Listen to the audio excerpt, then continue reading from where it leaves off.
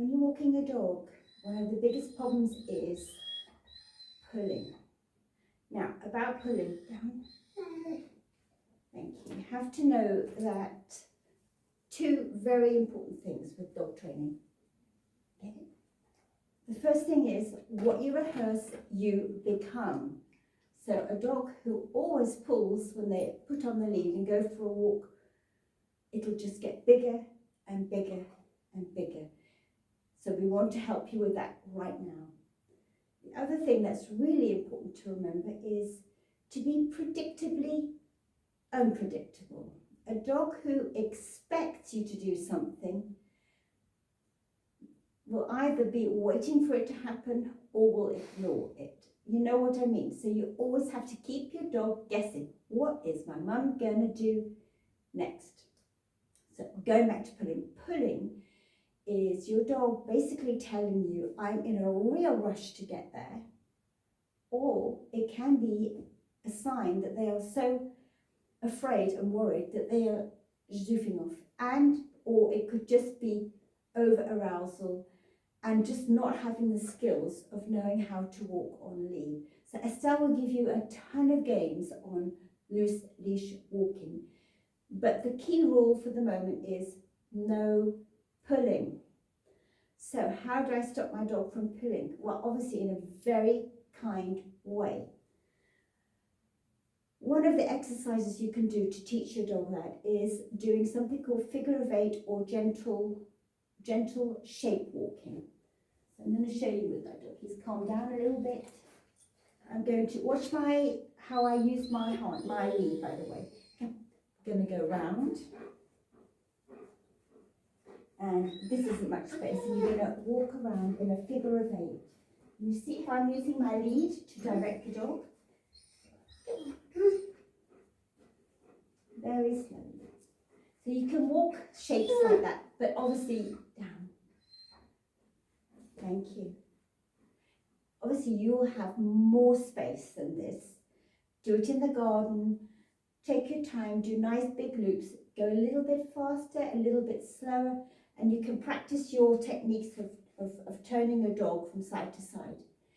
The other thing to do is when your dog does pull, all you need to do is stop.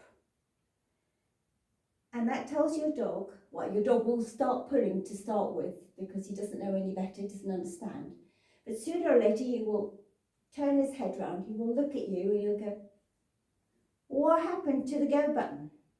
And you'll say, What you want to teach your dog is pulling switches the go button off. So, dog pulls, you stop, he looks at you, you've got his attention back, you bring him back close to you and you start off again. And what happens? He probably, at the beginning, will pull again. All you need to do is stop. And this is where being predictably unpredictable comes into play. The next time that happens, you always wait for your dog to turn around and look at you. You might simply turn him around and go in the opposite direction. Now, he might still pull again. You stop, and you might make a backward movement, and your dog will walk into you. And then you go on.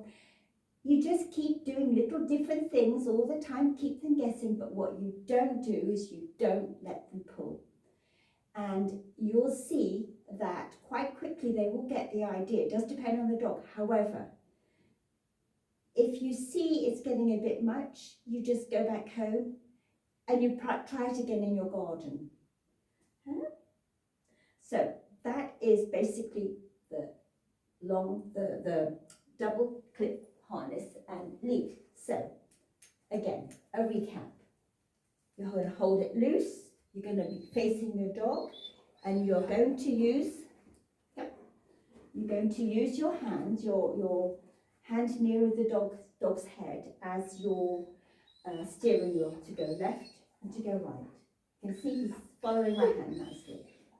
This is your anchor. You can help direct your dog. So use it like that,